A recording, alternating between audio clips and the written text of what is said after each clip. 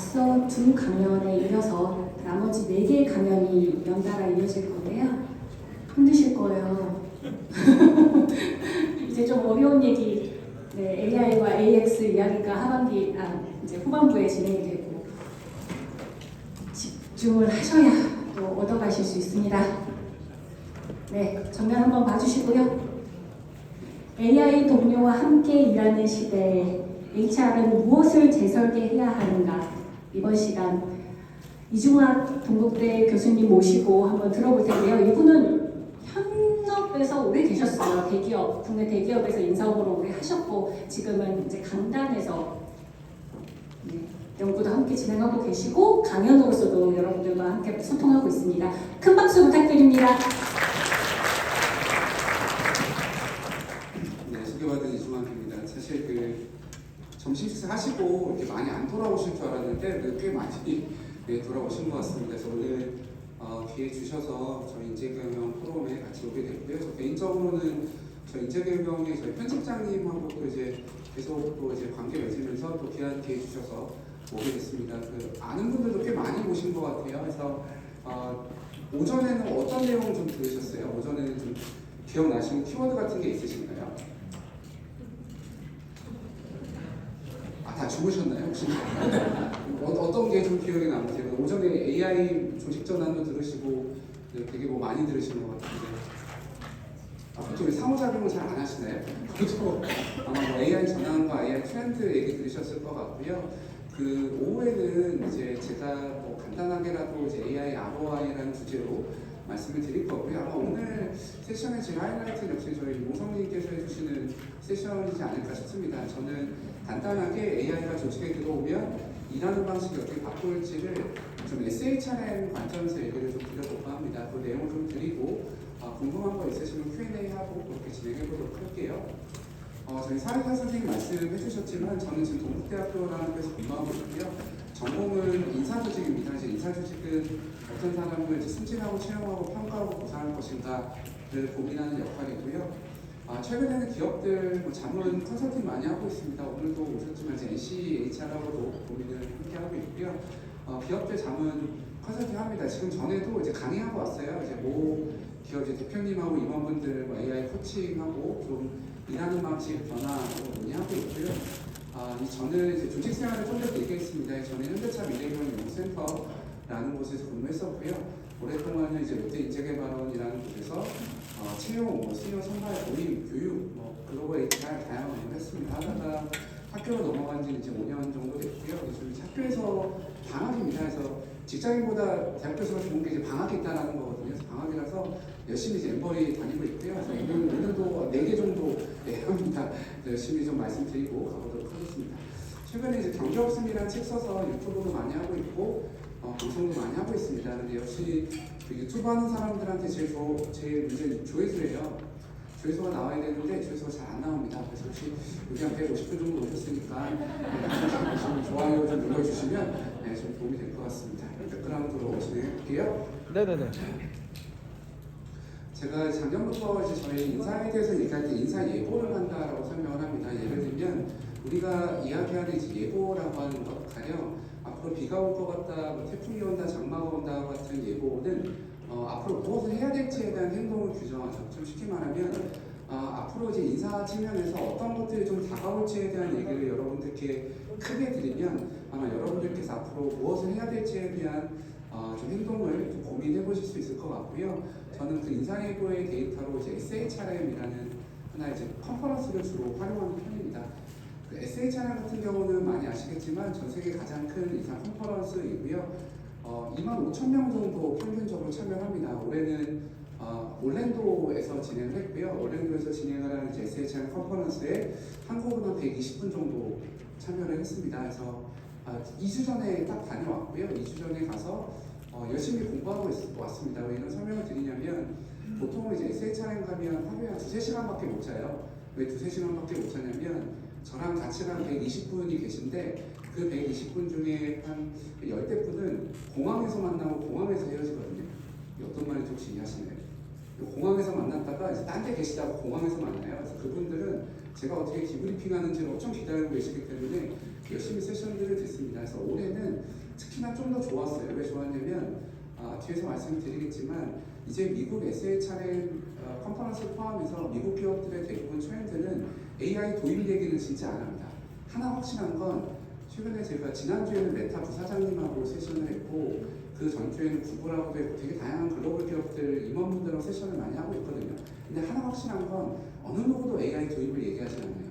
뭐냐면 이미 AI 도입에 대한 시점은 어느 정도 갔다라고 봅니다. 그러면 그 다음에 우리가 할 거는 도입이 아니라 이제 어떻게 하면 AI가 실제 성과를 만들어내고 실제 생산성을 올릴지에 대한 고민들인 것 같아요. 그런 관점에서 세션에 대한 논의가 대부분 SHRM이 있었습니다. 올해 SHRM의 중요한 핵심 메시지는 Taking Back HR이라고 표현할 수 있겠습니다. 이 말은 SHRM의 CEO인 조니 테일러라는 사람이 한 표현이고요. 혹시나 나중에 기회가 되시면 이 조니 테일러라는 인물을 한번 찾아보시면 좋습니다. 우리 막 그런 거 좋아하잖아요. 영향력 있는 사람. 미국 인사에서 가장 영향력 있는 사람은 1등이 항상 이 사람이에요. 이 사람이 항상 나오고요. 이 사람은 이제 백악관 어드바이저입니다. 백악관의 인사 자문을 하기도 하고 SHRM CEO인데요. 제가 여태까지 만난 사람 중에 대중관계 가장 잘합니다. 컨퍼런스 하면 15,000명 앉아있거든요. 15,000명을 막 들었다 놨다 해요. 엄청 많이 잘합니다. 그러면서도 메시지가 정말 좋습니다. 이 사람 유튜브 보시면 영상이 꽤 있거든요. 이 사람이 올해 세션명을 Taking Back HR이라고 했던 이유는 아마 다시금 우리 HR의 역할이 중요해지고 있다는 표현을 하는 것 같아요. 올해 SHR의 세션에서 가장 제가 좀 흥미롭게 들었던 표현이 이겁니다. 세션 여러 장면에서 어떤 분께서 이런 표현을 하더라고요. 코비드가 HR을 불렀었고 우리는 다시 한번 쓸쓸히 퇴장했다. 그런데 AI가 우리 다시 부르고 있다. 뭐냐면 코비드 때 인사 역할이 엄청 컸는데 그에 대응해서 우리의 역할이 그렇게까지는 잘하지 못했대요. 다시 기회가 없을 것 같았는데 AI라는 친구가 우리 HR의 역할을 다시금 상기시켰다라고 표현하면서 어찌 보면 우리의 역할이 엄청 커지고 있다라고 비유하거든요. 그러면서 우리의 역할들을 좀 새롭게 재정의해야만 한다. 여기 보시면 첫 번째로는 우리의 역할 자체가 인사라고 했을 때 저는 보통 인사를 한자로 쓰면 사람 인과 일사자잖아요. 그동안은 우리가 사람에 대해서 되게 집중을 했었는데 이제는 일에 대해서 집중을 할 시점이다. 여기 보시면 많은 조직들이 최고 업무 책임자, 워크플로우 이런 설명을 합니다. 아마 여러분들 많이 보시겠지만 최근에 구글, MS, 애플, 아마존 할 거 없이 글로벌 기업들에서 통상적으로 얘기하는 건 워크포스에서 워크로의 전환이거든요. 되게 기민한 작은 차이인데요. 워크포스는 사람이고요. 워크는 일입니다. 결국 뭐냐면 우리 인사가 앞으로 관심을 가져야 되는 건 단순히 사람에 관심을 갖는 것뿐만 아니라 이제는 본질적인 워크, 일에 관심을 가져야 된다라고 하면서 이런 얘기를 합니다. 가장 중요한 건 일의 근본적인 재평과 최고 업무 책임자로서 단순히 사람뿐만 아니라 일을 장악할 수 있어야 된다라는 표현을 하게 됩니다. 좀 비교를 해보면 이렇습니다. 제가 이제 인재개발 컨퍼런스에 오다 보니까 이거 좀 비교를 써봤는데요. 아마 전 세계에서 사람들이 지금 가장 관심 있게 가는 컨퍼런스가 Unleash ATD, SHRM일 것 같아요. 근데 개인적으로 이제 SHRM 하는 사람 입장에선 사실 이런 컨퍼런스 비교는 안 되거든요. 이제 SHRM은 규모가 25,000명이고 전 세계에 이제 자격증을 주관하는 곳이고 이제 ATD는 사실은 사기업에서 그냥 하는 하나의 행사와 같습니다. 그렇기 때문에 비교하기는 어렵겠지만 올해 ATD와 얼리시 둘 다 결국 AI가 조직에 들어와서 업무의 방식을 어떻게 바꿀지에 대한 논의를 했고요.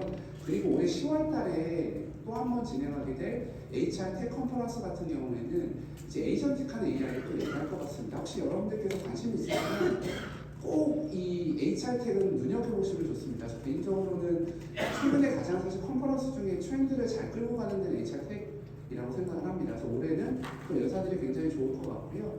AI와 일하는 방식을 어떻게 바꿀지에 대한 논의입니다. 결국 정리하면 얼리시와 ATD와 HR텍 그리고 SHRM 모두 AI 도입에 대한 것은 어떤 것도 얘기하지 않습니다.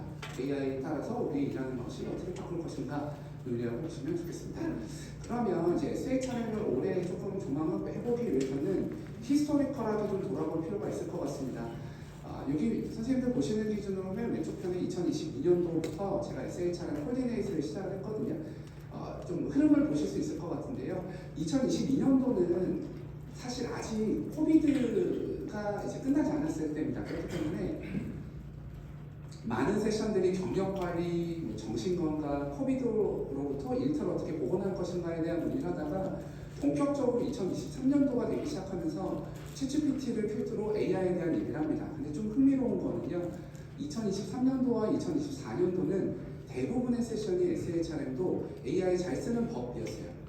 많은 세션들에서 챗GPT 잘 쓰는 법, 챗GPT 어떻게 잘 쓰나요? AI 시대의 리더십 이런 얘기들이 대부분이었습니다. 그러다가 좀 극적인 변화가 2025년부터는 도입에 대한 얘기를 하진 않아요. 다시 말하면 AI 잘 쓰는 법은 어느 누구도 얘기하지 않고요. AI가 조직의 일부로 들어와서 우리 인사와 일하는 방식을 어떻게 바꿀 것인가에 대한 논의들이 본격적으로 되기 시작합니다. 그러다가 올해 2026년도는 한 6가지 정도 테마를 뽑을 수 있겠더라고요. 이 테마는 제가 이렇게 뽑은 건 아니고요.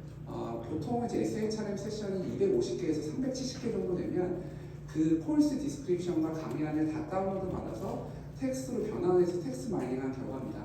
그래서 올해 같은 경우는 6가지 테마 정도가 보입니다. 첫 번째로는 에이전틱한 AI, 두 번째로는 오늘 논의의 주제인 AI ROI, 한글로 표현하면 이제 그만 도입하고 성과를 증명해라 이 논의가 있었고요. 세 번째로는 페이 트랜스페런시와 스킬, 그리고 초고령화와 보이지 않는 번아웃 논의들이 됩니다. 저 개인적으로 오늘은 이 다른 주제를 다루지는 못합니다. 근데 꼭 여러분들께서 한번 보시면 좋을 만한 게 오늘 다루지 못하겠지만 급여 투명성은 반드시 한번 보세요. 급여 투명성은 제가 봤을 때 아마 올해 하반기나 내년 초에 한국 인사의 가장 큰 키워드가 될 겁니다.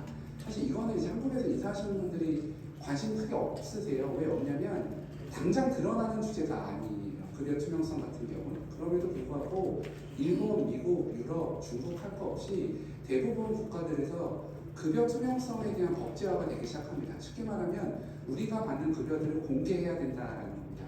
혹시 급여 투명성에 대한 부분을 스터디를 하시면 저 개인적으로 일본 케이스가 재밌더라고요. 일본에 지금 아마 제가 기억하는 게 맞으면 6월 1일부터 성별 급여 차이를 공시하게끔 돼 있거든요. 아마 저희 인재경영에서도 한동안 많이 나갔던 게 인적자본 공시에 대한 내용인데요. 전 세계에서 인적자본 공시를 가장 잘하는 국가 중에 하나가 일본입니다. 근데 일본이 6월 1일부터 우리 직원들의 남녀 성별 차이에 대한 임금 격차가 있는지를 의무화해서 공시화하게 했어요. 그럼 뭐가 문제가 될 것 같으세요? 임금 차이를 공시해라. 그럼 뭐가 문제가 될까요? 뒤집어 볼게요. 여러분 조직에는 임금 차이가 있을까요? 없을까요? 저는 얘기할 수 있어요. 무조건 있어요. 여기 오신 모든 조직 다 제가 얘기할 수 있습니다. 임금 격차 당연히 있어요.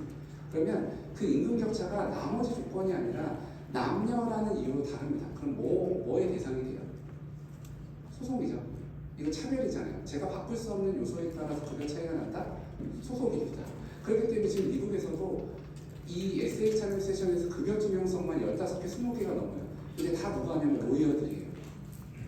소위 말하는 물 들어온 김에 노 젓는 겁니다. 그래서 모든 조직들에게 오디팅을 해줘요. 아마 저희 성경 목사님도 오신 것 같은데 저렇게 데이터 쪽으로 잘하시는 분들께서 최근에 많은 관심사는 우리 조직에 있는 임금이 데이터적으로 혹은 통계적으로 유리하게 차이가 나냐? 정말 중요한 이슈입니다. 그렇기 때문에 오늘 이거 논의하지는 않겠지만 아마 이 급여 투명성에 대한 부분 꼭 보시면 좋을 것 같고요. 그 다음에 스킬 베이스드 HR이 다시금 이제 백합니다. 이것도 오늘 주제는 아니지만 스킬 베이스드 HR 관련해서도 꼭 한번 돕아보시기를 추천을 드릴게요. 왜냐면 이게 AI 데이터가 들어오면서 많이 판이 바뀌기 시작합니다. 그래서 하나 추천드리고 싶은 건 국내에서 사실 스킬 베이스로 HR을 가장 잘하는 곳이 어디냐라고 하면 저 개인적으로 역시 뭐 삼성이 가장 빠르고 전환을 하고 있습니다. 근데 거기서 너무 좋은 책이 나온 게 스킬 시프트라는 책이 나왔어요. 혹시 보신 분 계신가요? 스킬 시프트라고 S24에 처음 보시면 김광태, 정치용이라는 분들이 스킬 시프트라는 책을 냈습니다. 제가 본 여태까지 책 중에 가장 좋아요. 가령 예를 들면 우리가 스킬 베이스드 HR을 고민하면 스킬에 대한 정의를 어떻게 하고 업데이트를 할지에 대한 뭐 텍사노미, 온톨로지 고민을 하게 되는데 그것들에 대한 정말 좋은 내용들을 많이 담고 있습니다. 그러므로 여기 나와 있는 스킬 전략에 대해서 미국적 관점을 미국 콘텐츠를 보더라도 한국적 관점에서 어떻게 하면 좋을지는 그 책을 보시면 정말 많이 도움이 될 겁니다. 그래서 꼭 추천을 드릴게요. 그럼 요거를 빼고 이제 AI ROI라는 관점에서 좀 말씀을 드려보도록 하겠습니다. 사실 저는 이 SHRM이라는 콘텐츠와 컨퍼런스가 미국 거이기 때문에 한국적 관점에서 어떻게 해석할지를 보기 위해서 한국 컨퍼런스를 봅니다. 물론 저희 인재교육 컨퍼런스도 많은 좋은 분들께서 와주시고 계시지만 제가 이제 도와주고 있고 기획을 같이 하는 게 작년까지는 원티드 하이파이브를 제가 기획 같이 했었고요. 올해는 이제 HR 익스체인지를 같이 했었습니다. 그래서 올해 저희가 한 24개 정도 세션을 인바이트해서 연사분들을 모셨었는데 이 세션 했던 것들을 쭉 돕아보면 여기 연사분 한 분 앞에 계시거든요. 최선 팀장님 계신데 그 돕아보면 가장 얘기 많이 나왔던 게 역시 에이전틱한 AI와 워크리 디자인, 그 스킬 시프트 부분이 있었고요. 그것들을 추동할 수 있는 문화와 리더십 얘기가 나왔습니다.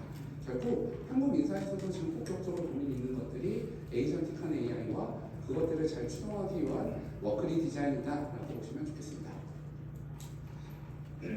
글로벌 보고서도 대부분 비슷합니다. 여기 보시면 가트너, 딜로이트, 맥킨지, SHRM에서도 AI 전환, 이해 재설계 뭐 이런 부분들이 대부분이다.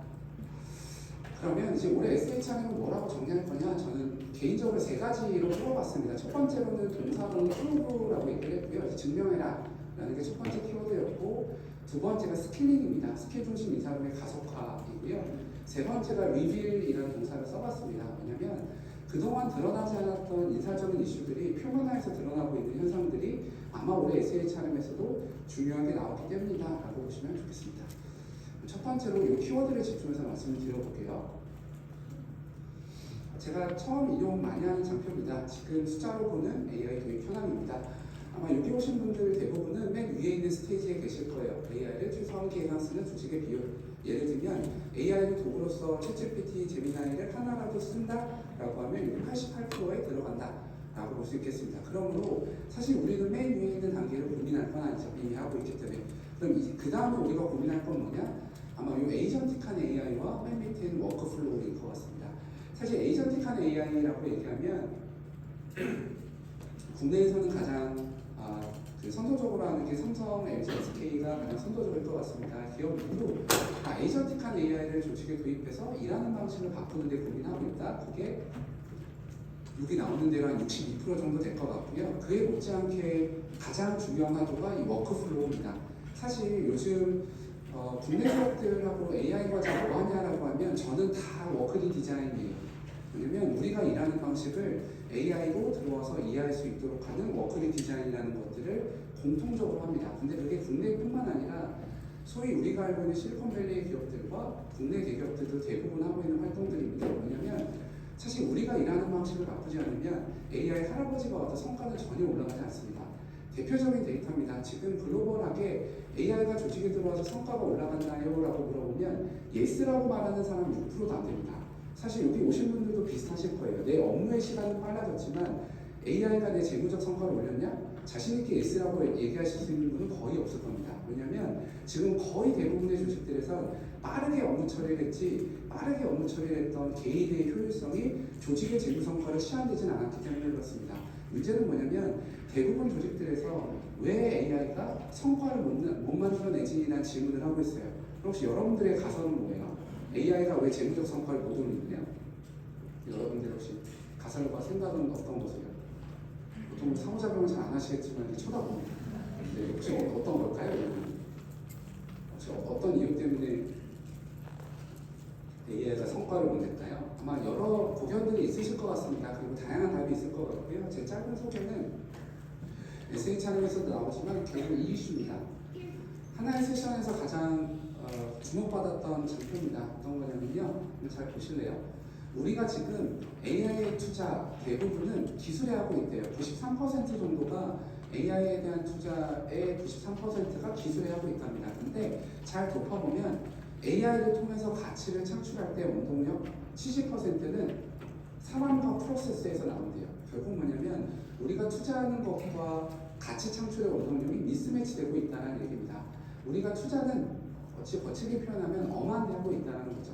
그에 못지않게 데이터도 중요한데 데이터에 대한 관심은 거의 없다라고 보여집니다. 결국 우리가 일하는 방식이 AI와 얼라인되지 않기 때문에 미스매치가 나고 있고 그게 재무적 성과를 만들어내지 못하고 있다라고 보시면 좋겠습니다.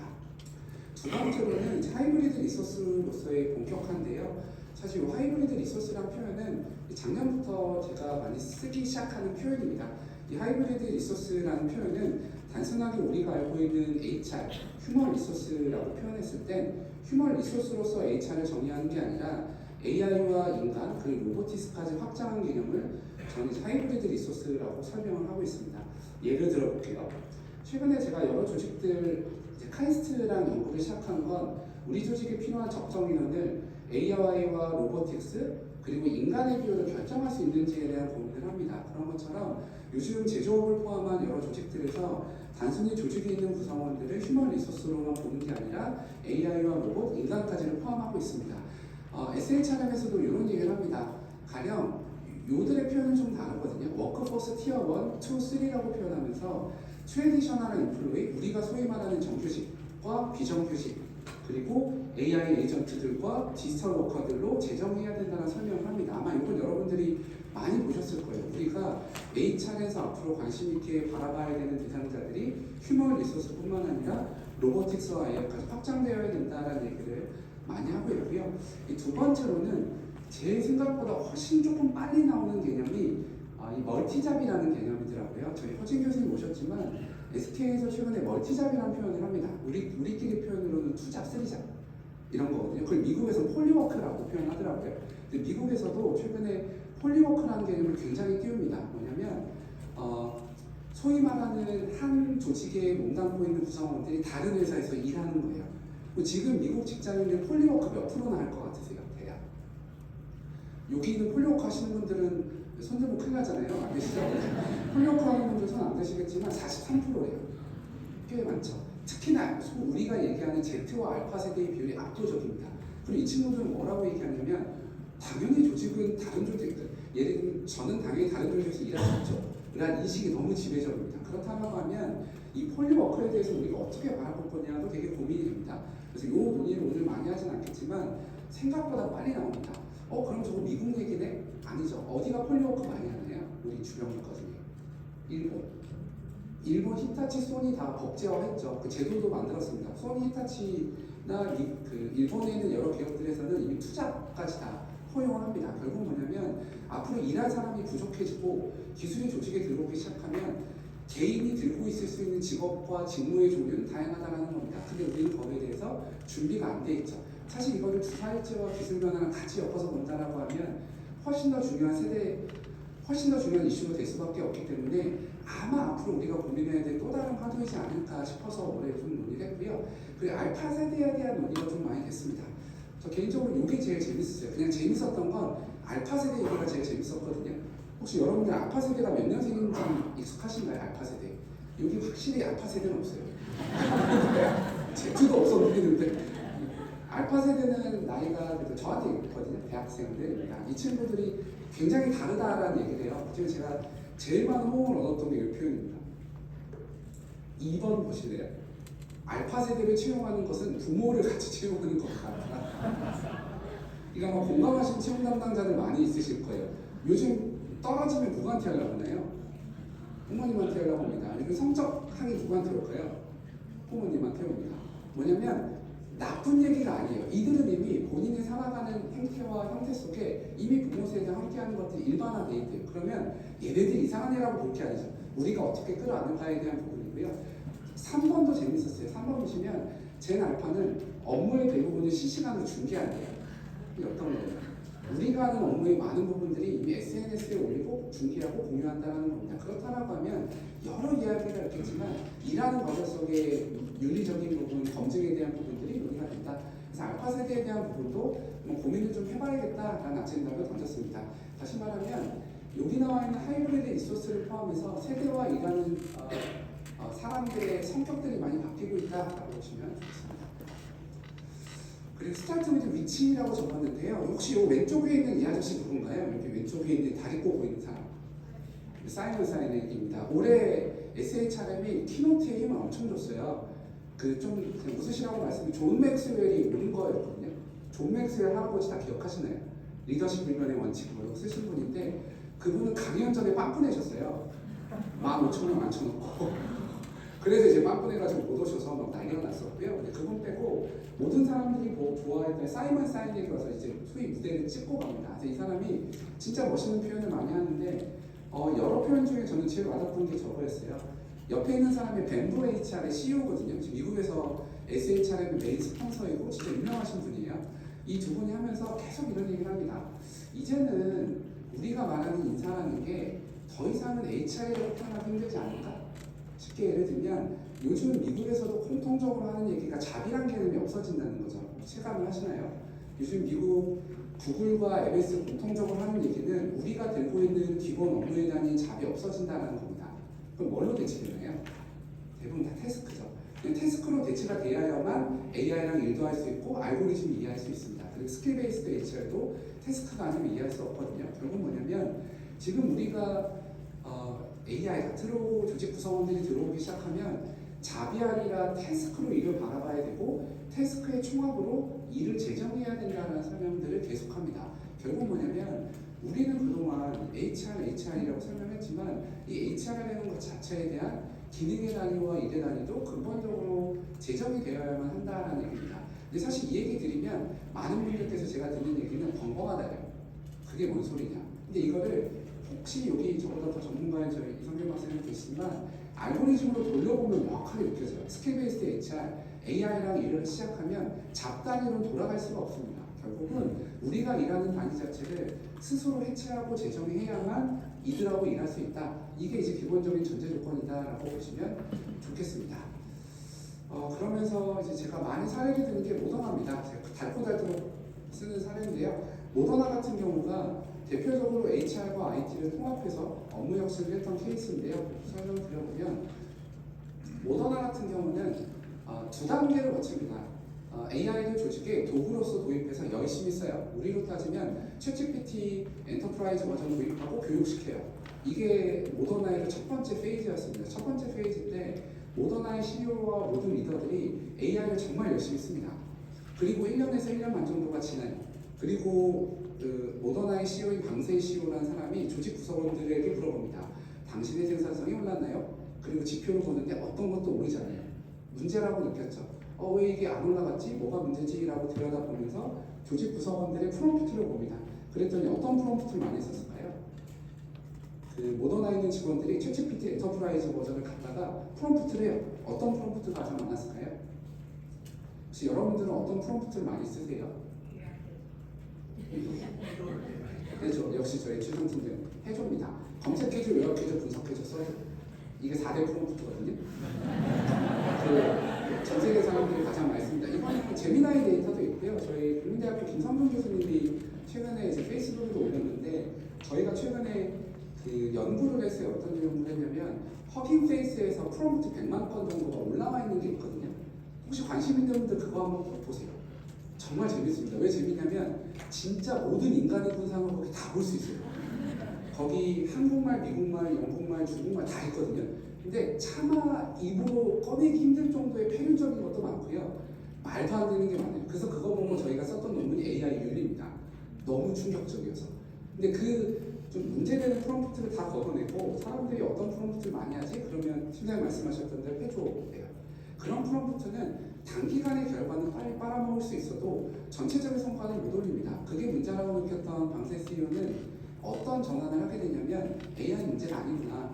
우리가 일하는 방식이 문제구나라고 하면서 오른쪽에는 워크플로우를 재설계합니다. 쉽게 말하면 우리가 일하는 방식을 재설계하고 어디다가 AI를 밀어넣고 어디다가 인간이 할지에 대한 고민들을 하기 시작했다는 겁니다. 초점은 사례의 하나지만 거의 올해 SHRM에서 중요한 키워드는 여기 나와 있는 워크플로우 재설계, 워크리 디자인이다라고 보시면 되겠습니다. 두 번째 많이 나왔던 게 HR 오퍼레이팅 모델입니다. 짧게 설명드리겠지만 최근에 제 세션이 다 모든 내용을 설명하지 못하잖아요. 근데 한번 꼭 드리고 싶은 레퍼런스는 이겁니다. SHRM에서 HRX라는 HR 오퍼레이팅 모델을 내요. 이건 뭐 서비스도 아닙니다. 연구 결과예요. 뭐냐면 보통 우리 HR이 가장 많이 받는 챌린지가 그거잖아요. 니네가 하는 교육, 채용, 투자하면 돈 돼. 자, 거기에 대한 답을 쉽게 못합니다. 근데 SHRM에서 야, 돈 돼. 우리가 HR을 돌리는 오퍼레이팅 모델을 잘만 운영하면 매출도 상승할 수 있고 이직률도 줄고 오빅도도 예측할 수 있어 라는 HR 오퍼레이팅 모델을 재정의하기 시작합니다. 이렇게 하나고요. 두 번째가 저는 볼만했던 게 이거예요. PwC에서 얘기하는 HR 오퍼레이팅 모델입니다. 요거 다운로드 받을 수 있거든요. 여러분들이 PwC에서 HR 오퍼레이팅 모델이라고 치면 이 모델을 그 보고서를 다운로드 받을 수 있습니다. 근데 저는 좀 좋았던 인사이트가 이거예요. PwC에서 연구하는 부사장 2명이 와서 했던 얘기가 이겁니다. AI가 조직에 들어오게 되면 이거 똑같은 얘기예요. 왜 안 되냐? 엔드-투-엔드 워크플로우 제정이 안 했지, 변화관리 안 했지, 이런 얘기예요. 그러면 이런 것들을 잘 돌리기 위해서는 3단계로 HR을 돌릴 수 있대요. 1단계 이겁니다. HR with AI. 이거는 그냥 우리가 일하는 과정 속에서 챗봇처럼 AI 갖다 쓰는 거예요. 그럼 IBM으로 따지면 에스크 HR 같은 거. 챗봇한테 물어보고 답변 주고, 제도 물어보고 답변 주고, 이런 식이 HR with AI라고 합니다. 근데 요거는 조직의 효율성을 올리는 단계가 있고요. 그럼 그 다음 단계로 간다라고 하면 HR through AI예요. 저건 뭐냐면 HR 활동을 하는데 AI를 통해서 하는 거예요. 그랬을 때 우리의 역할은 오케스트레이션을 해야 되고, 이때 중요한 건 데이터와 거버넌스다. 그러면서 궁극적으로 PwC가 하는 얘기는 우리가 앞으로 지향해야 될 HR 오퍼레이팅 모델은 HR by AI다라고 설명을 합니다. 뭐냐면 그 HR이라는 것 자체가 단순히 AI를 통해서 하는 게 아니라 AI에 의해서 돌아가야 된대요. 결국 뭐냐면 아마 앞으로 우리가 돌아가야 될 HR의 운영 모델과 역할 자체가 AI를 같이 하는 것도 좋지만 궁극적으로는 에이전트를 통해서 실행은 AI가 하고 확인은 인간이 하는 그런 식의 관점 전환입니다. 이렇게 되면 같이 걸려 들어오는 사례가 MS에서 얘기하는 프론티어 펌입니다. MS 같은 경우는 프론티어 펌이라는 개념들을 계속 추천하면서 어찌 보면 조직이 돌아가는 운영을 모델을 HR by AI처럼 얘기를 하거든요. 그래서 저런 오퍼레이팅 모델이 가능할 것이다 라고 설명을 하고 있습니다. 그 다음에 이제 AI ROI 모델이었는데 설명이었는데요. 이거는 조금 개념적으로 좀 복잡하긴 했는데 짧게 이야기하면 그렇습니다. 그 세션을 했던 분이 하는 얘기는 그 AI를 조직에 도입하는 건 복리 효과가 크대요. 접근과 같고 복리 효과가 큰데 우리는 굉장히 빠르게 소위 말하는 맛을 얻으려고 한다. 그렇지 않기 때문에 꽤 오랜 시간을 갖고 투자하고 일하는 흐름을 바꾸고 고민을 해야 된다라는 얘기를 했었어요. 이걸 이제 AI ROI라는 관점으로 설명을 했고요. 여기도 보시면 결국 나오는 게 이거죠. 1번 시간 가치. 아낀 시간이 어디로 갔는가. 뭐냐면 제가 세션 많이 할 때 설명드리는 게 우리가 지금 AI를 조직에 도입하면 도구로 도입하면 일주일에 4시간 아낀다고 하거든요. 일주일에 40시간 근무할 때 그럼 1년으로 따지면 얼마일까요? 1년에 한 달에서 한 달 반 정도예요. 그럼 한 달에서 한 달 반 아낀 시간 뭐 하고 있을까요? 뭐 하세요? 뭐 할 거라고 기대하세요? 이거죠. 사실 기대는 대부분 창의적이고 계획적이고 자기 개발할 거라고 기대하잖아요. 그냥 조직에서. 왜냐면 AI를 조직에 도입하는 건 비용이잖아요. 투자예요. 근데 그런 일이 벌어지나요? 우리 시간 AI가 아껴줘요. 남는 시간 동안에 뭐예요? 물론 이제 쉬기도 해야 돼요. 커피도 마셔야 돼요. 근데 그 시간 동안이 온전히 창의적이고 계획적인으로 전환되지는 않죠. 그러면 여기 나온 대로 그 아낀 시간이 어디로 가는지에 대한 투자와 확인을 계속 해야 된다는 설명을 하고요. 비용, 이사회통, 품질, 통찰 이런 얘기를 합니다. 그 다음에는 이제 저희가 워크플로우 재설계와 워크리 디자인을 하다 보면 중요하게 봐야 되는 게 각각의 태스크들 중에 어떤 일을 AI가 하고 어떤 일을 인간이 하고 할지를 결정할 수 있어야 되는데요. 이 세션이 가장 기술적으로 난이도가 높았습니다. 예를 들어 볼게요. 아마 AI 모델의 성능을 볼 때 과거 최근에 한 달, 2달 정도까지만 해도 제일 많이 물어보는 게 카워시 프로그램이었거든요. 세차장 문제. 혹시 많이 아시나요? 세차장 문제? 아시는 것 같아요. AI한테 물어봅니다. 뭐라고 물어보냐면요. 내가 앞으로 세차장까지 15m 남았어. 근데 기름이 떨어져서 어떻게 해야 돼? 그럼 AI가 뭐라고 답할까요? 걸어가. 말이 되나요? 세차해야 되는데 걸어가? 이건 왜 얘 걸어가라고 왜 해요? 맥락과 상황과 몸이 없으니까. 그러니까 뭐냐면 이 문제가 가장 대표적으로 AI는 맥락 정보와 몸을 못 갖고 있기 때문에 갖고 있는 한계라고 설명을 합니다. 그러면서 이 사람이 했던 얘기가 엄밀하게 봐야 되는 건 우리가 지금 조직에 들어와서 쓰는 모델은 거대 언어 모델이다. 그러면 앞으로 당분간 동안 우리가 할 일은 잘게 쪼개서 구분해주고 잘게 구분해서 쪼갠 일들 중에 LLM들이 할 수 있는 것들을 주고 아직까지는 여전히 몸과 맥락을 이해할 수 있는 인간이 하는 일들은 다른 역할을 주고 다른 과학을 줘야 된다. 이런 설명들을 많이 하고 있었습니다. 이런 얘기 하다 보면 제가 제일 많이 최근에 인용하는 건 마이크로소프트의 워크 트렌드 리포트입니다. 아마 많이 보셨겠지만 최근에 제가 가장 공부 많이 했던 보고서이고요. 정말 퀄리티가 괜찮습니다. 1년에 한 편 나오는 건데요. 이 보고서는 꼭 한번 읽어보시기를 추천해 드립니다. 이 워크 트렌드 리포트를 보시면 MS에서 소위 말하는 연구자라는 분들이 이런 질문을 던지면서 시작을 합니다. 1번, 우리가 산업화 시대를 살아왔는데 산업화 시대 때 가장 중요했던 질문은 스케일업이래요. 어떻게 대량 생산하고 제품을 싸게 만들 것인가에 대한 고민을 하다가 2단계로 정보화 사회로 넘어오게 되면 어떻게 우리가 갖고 있는 지식들을 효과적으로 효율적으로 조직 내에 뿌리고 생산성을 올릴 것인가에 대한 고민을 하다가 우리가 얘기하는 소위 말하는 AI 시대 때는 제일 중요한 질문이 모든 지능들이 인베디드 돼 있대요. 우리가 쓰는 제품, 서비스, 공장 제조 라인에 인베디드, 내재화되어 있다고 하면 우리가 할 질문은 이를 어떻게 그에 맞게끔 재설계할지에 대한 질문이 중요하다고 합니다. 그러면서 이 장표를 보시면 코파일럿 사용자들 중에 AI랑 일 잘하는 사람들이 뭐가 다른지를 곱해봐요. 근데 재밌습니다. 사실 코파일럿 사용자 기준으로 최상위 사용자, 일 잘하는 사람의 특성을 보면 AI 활용 능력은 차이가 안 나요. 재밌게도 코파일럿 사용자 기준 중에 일 잘하는 사람이 차이가 나는 건 이 두 가지입니다. 그 밑에 보시면 일을 시작하기 전에 AI한테 맡긴 일과 사람이 할 일을 구분할 수 있냐는 겁니다. 결국 뭐냐면 지속적으로 말씀을 드리지만 AI를 잘 쓰는 게 문제가 아니라 AI가 잘할 일을 찾아줄 수 있는 겁니다. 결국 워크플로우와 워크리 디자인 그거를 볼 수 있는 눈이 있는 사람이 AI랑도 일을 잘한다 라고 보시면 좋겠습니다. 거의 시간이 다 돼가서요. 하나 더 설명을 드리면 뭐 해야 될지에 대한 부분인데요. AI 시대 인재사회입니다. 최근에 제가 런던대학교 이선영 교수님이라는 분하고 저희 인재경영의 스폰서인 네이시즈라는 실험을 했어요. 실험을 해서 하나 연구로 올렸습니다. 이 연구는 뭐냐면 AI 시대 때 필요한 인재들의 모습입니다. 쉽게 표현하면 AI랑 일 잘하는 사람은 뭐가 다르지?를 실험했어요. 저희 실험의 기본적인 컨셉은 한국 대학생 219명 정도 데려다가 AI 없이 문제를 풀게 했고 AI 이씨 문제를 풀게 했습니다. 그랬더니 AI 이씨 문제를 풀었을 때 당연히 성과가 다 통계적 유의하게 올라가요. 근데 전혀 놀랍지 않습니다. 저희 연구팀이 궁금했던 건 가령 예를 들면 저희 선진님처럼 AI랑 협업해서 성과가 100이나 올라가는 사람도 있고 이중학처럼 성과가 10밖에 안 올라가는 사람이 있으면 100이나 올라간 저분은 뭐가 다르지? 를 찾고자 했어요. 그걸 찾을 수 있으면 그런 사람들의 특성을 찾아서 채용하면 되고 교육하면 되니까. 이게 아마 최근에 요즘 여기 오셨겠지만 삼성, LG, SK 다 하고 있는 고민이죠. AI 시대 때 필요한 인재상. 제가 한 실험이고요. 이건 여러분들 이거 다운로드 받는다고 돈이 들진 않거든요. 다 오픈소스로 업로드 해놨습니다. 그래서 1단계 연구고요. SSR은 Who Thrive in Collaboration with AI라고 치시면 나올 겁니다. 이 연구를 보시면 AI 시대 때 필요한 인재상과 성격 특성, 프롬프트 같은 게 나와요. 짧게 설명을 드려보면 저희 연구가 조금 흥미롭다고 얘기했던 지점은 여러 가지 중 요 하나만 해볼까요? 내적 통제 소재입니다. 우리 인사하는 사람이니까. 예를 들면 보통 우리는 사람의 어떤 그 특성이라고 할게요. 특성 중에 두 가지가 있대요. 하나는 인터널 로커스 오브 컨트롤, 내적 통제 소재가 있고요.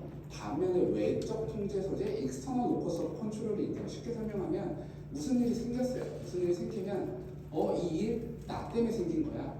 내가 해결할 수 있어. 내가 풀어볼게 라고 생각하는 사람의 종류가 있고요. 어떤 사람들은 문제가 생기면 우리 팀장 탓이야. 리소스를 제대로 안 줬잖아. 당신 때문에 그래라고 남 탓하는 사람이 있어요. 그러면 우리는 보통 채용한다고 했을 때 전자와 후자 중에 어떤 사람을 채용해요? 다들 이렇게 대답 안 하시면 남 탓하는 사람, 남 탓이 있더라고 그러던데 전반적으로 채용할 때 채용 알고리즘은 항상 내적 통제 소재가 앞장서요. 보통 채용 알고리즘에는 내적 통제 소재를 중요하게 보거든요. 근데 재밌게도 저희 연구에 따르면 내적 통제가 높은 사람들은 AI랑 일 못해요. 왜 그럴까요? 추론해 보십니다. 제가 사실 HR 하시는 분들 모임 꼭 세션에 추론을 하거든요.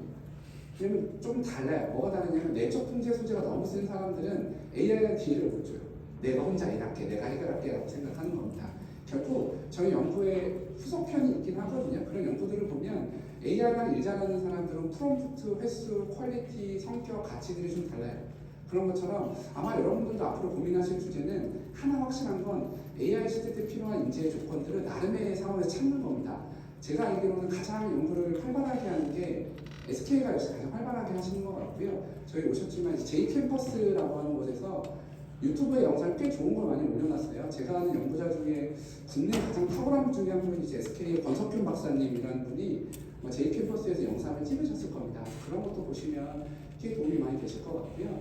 최근에 이제 저희 최태원 회장님께서 인재전쟁에서 영상을 찍기도 했죠. 그래서 그런 것들을 보시면 AI 시대 때 필요한 인재상의 조건들을 찾으실 수 있을 겁니다. 아마 제 연구는 다운도 받으시면 보실 수 있으니까 한번 확인해 보시면 좋을 것 같습니다. 마무리해 볼게요. 그렇다고 이제 우리의 역할이 뭐냐 이런 얘기를 합니다. 궁극적으로는 앞으로 우리가 할 역할은 결국 이거지 않을까 싶어요. 인사였다라고 하면 물론 인도 중요하겠지만 이제는 조금 더 사회에 집중해야 되지 않을까? 사실 SHRM 세션뿐만 아니라 여러 세션들에서 했던 얘기가 이겁니다. 가장 대표적인 게 이거죠. 전 사실 이제 인사하는 사람으로서 느끼는 가장 큰 한계를 뭐라고 느끼냐면요. 올해 SHRM 끝나고도 똑같이 들었던 게 표현이 좀 죄송하지만 지무덤치가 못한다는 거예요. SHRM 컨퍼런스에서 어느 누구도 HR 부정하는 얘기를 하진 않더라고요.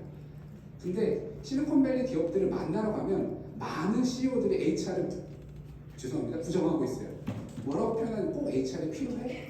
HR이 그대로 역할하는데 니네들이 살아남아도 돼? 라고 하죠. 거기에 대한 가장 센 언어가 여기 있죠. 올해 제 경향문명의 출현이라는 작년도에 나왔던 송기룡 박사님 책도 보면 1번 챕터에 이런 얘기를 하잖아요. 앞으로 인사팀은 없어도 되지 않을까? 앞으로 인사 대신에 태스크 부서가 있어야 되지 않을까라는 설명을 합니다. 그리고 지금 미국의 JP 모건이나 여러 회사들을 보면 HR 부서의 명을 인텔리전스 디파트먼트로 바꾸거든요. 저 왜 바꿀까요? 인텔리전스. 그 앞에 뭐가 붙으면 돼요? 휴먼 인텔리전스, 아티피셜 인텔리전스, 로봇 인텔리전스가 붙으면 돼요. 지능을 관리하는 부서이면 됩니다. 결국은 우리가 꼭 관심 가져야 되는 대상이 인간일 필요도 없고 HR일 필요도 없습니다. 뭐 그럼에도 불구하고 우리가 어떻게 역할을 재정립하고 고민해야 될까라고 하면 결국 사람도 중요하지만 여기 우리가 들고 있고 앞으로 관심 가져야 될 사에 조금 더 초점을 맞춰야 되지 않을까 싶어서 이런 얘기를 했고요. 마무리할 때 조니 테일러가 이런 얘기를 합니다. 앞으로 인사하는 사람들이 가장 중요하게 고민해야 되는 게 일터의 기상예보건 뭐 이런 표현을 해요. 앞으로 우리가 할 거는 행정적이고 운영적인 것도 중요하겠지만 일이 어떻게 바뀌고 재설계해야 할지에 대한 여기 나오는 일에 대한 전문가를 찾쳐야 되지 않을까 설명합니다. 그게 아마 요즘 제일 많이 하는 FD들이 있잖아요. 실리콘밸리 제일 잘 나간다는 전방위 엔지니어들이라고 설명할게요. 그 FD들이 일하는 방식과 프로세스를 바꾸는 것처럼 우리 자체가 일에 대한 전문가가 되어야 되지 않을까 싶은 얘기를 드려봤습니다. 네, 마무리, 유정표 마무리입니다. 요거는 SHR이라고 하면 제가 제일 좋아하는 세션입니다. 이 세션은 크리스라는 분이고요. 여러분들께서도 이게 아마 다운로드 가능하실 거예요. 크리스라는 분이 제가 기억하는 1000만 건 정도 데이터를 굴리는 분이에요, 미국에서. 근데 매년 데이터를 업데이트해서 가져다 주시는데요. 이분이 이제 올해 처음으로 이런 세션 합니다. AI 시대 때 변하는 것과 변하지 않는 것. 근데 이분이 가장 강조했던 포인트가 이거예요. HR의 우선순위가 처음으로 바뀐 게 이거예요. 리텐션이 최하위로 됐대요. 혹시 왜 그럴까요? 그동안은 리텐션이 되게 중요한 지표였거든요. 근데 올해 마지막으로 리텐션이 꼴찌가 됐대요. 왜 그럴까요? 선생님 그만 찍으시면 안 돼요. 저 찍을 만한 인물이 아니라 죄송해요. 저기 말이요. 그 리텐션이 꼴찌가 된 건 자발적으로 떠나라는 거예요. 제가 최근에 들은 인사 컨설팅 중에 제일 제 머릿속에 아하했던 건 문제를 딱 쳤던 건 예전에는 퇴사 예측하는 게 관심 많았거든요. 요즘은 퇴사 만드는 요소를 찾아달래요. 너무 그만두지 않으니까. 사실 우리가 이 역할을 해야 되는 가치 판단 여러분들의 몫입니다. 근데 저는 아마 우리의 우선순위들과 고민들이 바뀌고 있지 않을까 싶어서 이거 설명을 드렸고요. 그럼에도 불구하고 우리한테 중요한 키워드는 성장과 신뢰, 몰입이라는 키워드를 마무리하면서 이 세션을 종료해볼까 합니다. 제 세션의 늘 마무리는 같은 연결을 가려면 성장을이라고 끝냅니다. 저는 개인적으로 제일 좋아하는 오디언스가 HR이에요. 저도 HR을 했고 아직도 HR 하고 있고 HR에 대한 고민을 기꺼이 함께 나누고 싶은 사람입니다. 그런 걸 여러분들께 쉽게 연결이 됐는데요. 만약에 우리가 성장을 원한다고 하면 계속 다른 사람과 다른 인풋을 받아들이셔야 될 겁니다. 여기 오신 분들이 아마 그런 다른 이야기들과 사람을 만나러 오셨을 거라고 생각해요. 개인적으로 저도 이런 컨퍼런스 어제도 제가 2대1로 포럼을 하나 했거든요. 그것도 기획을 해서 했고 저는 그 포럼을 많이 해요. 진짜 돈을 받지는 않거든요. 근데 그게 최대한 많은 분들이 만났으면 좋겠어요. 여러분들도 오늘 쉬는 시간에 뒤에 보시면 되게 잘하시는 분들이 너무 많습니다. 여기 최상 팀장님 홍보하면 진짜 잘하시는 분이고요. 여러분들끼리 서로 소통하시고 교류하고 공감하시면 좋을 것 같습니다. 짧게 한 5분 정도 질의응답 받아보면 좋을 것 같은데요. 손 들어주시면 아마 진행팀에서 뭔가 마이크를 가져다 주시지 않을까요? 네, 혹시 어려운 질문 하지 말아주세요. 궁금하신 거 있으신가요? 손 들어주시면 답변 드리도록 하겠습니다. 네, 저 뒤에 부탁드릴게요. 네, 강연 잘 들었습니다. 교수님, 저는 HCMS에서 인사 업무하고 있는 이은호라고 하고요. 네, 워크플로우를 재설계해야 AI와 잘 협업할 수 있다는 것에 동의하는데 인사 입장에서 생각했을 때 우리 회사의 워크플로우를 더 잘 알고 세분화하고 AI와 대체할 수 있는지 협업할 수 있는지 판단할 수 있는 건 HR이 아니라 현업이 더 잘할 수 있는 일이라는 생각이 들기도 하거든요. 그래서 그 과정에서 HR이 어떤 역할을 담당해야 하는지 그건 어떻게 생각하시는지 궁금합니다. 너무 좋습니다. 사실 이게 좀 사례로 보여드리면 좋을 것 같은데요. 저는 이거 사례 어떻게 보여드리냐면 요즘 우리가 얘기하는 하네스라는 개념 있잖아요. 하네스 엔지니어링이라는 개념을 좀 활용해 보시면 아주 짧게 요약을 해보면 하네스를 잘 짠다는 건 일의 흐름을 순서대로처럼 쭉 짜놓고 각각의 과업들마다 잘할 수 있는 에이전트들과 협업할 수 있는 스킬을 정해주는 거거든요. 잘 아시겠지만 그런 하네스를 짜다 보면 인사가 해야 되는 역할들이 명확하게 보여요. 1번, 그런 하네스들을 잘 구성할 수 있도록 현업에 있는 사람들이 하네스를 정의하는 거. 두 번째로는 워크플로우를 관리해서 데이터화하는 거. 저는 그 역할이라고 생각해요. 최근에 굉장히 큰 기업의 CEO께서 저한테 하셨던 얘기가 하네스 엔지니어링 코치를 5회 해드렸거든요. 근데 그분이 5회 딱 끝날 때 인사 임원 데려다가 뭐라고 하셨냐면 하네스 만든 쭉 폴더로 저희가 있었거든요. 폴더 보면서 네가 앞으로 할 일이다. 사실 해보시면 이게 에이전트들과 인간이 일하는 방식이 그렇게 큰 차이가 나진 않거든요. 앞으로 제가 생각해서 인사의 역할은 워크플로우를 관리하고 에이전트들이 인간과 병용적으로 협업할 수 있도록 스킬이라는 단위로 데이터로 관리해주고 계속 오케스트레이션 해주는 거, 이런 역할이 제일 필요하지 않을까 싶습니다. 고맙습니다. 한 번 더 있으실까요? 네, 부탁드릴게요. 걱정을 하겠습니다. 네. 인사 또는 협업의 어떤 팀장이나 팀 리더하고의 업무가 조금 그레이하고 영역이 생기는 것 같은데 서로가 인사나 이쪽에서는 현업에 있는 테스트를 잘 보고 여기서는 사람이라는 걸 잘 보고 이런 경우는 어떻게 풀어가야 될까요? 그걸 어떻게 푼다는 표현이 조금 이해가 다를 수 있겠지만 같이 풀어야 되지 않을까요? 저는 지금 저희 GS도 오셨지만 현업의 문제는 현업에서 풀 때 그들이 풀 수 있는 방법은 아까 저희 CNS 선생님 말씀하신 대로 인사가 좀 도와줘야 되지 않을까 싶어요. 그래서 같이 풀어야 될 것 같고요. 하나 확실한 건 AI가 먼저 오는 건 아닌 것 같아요.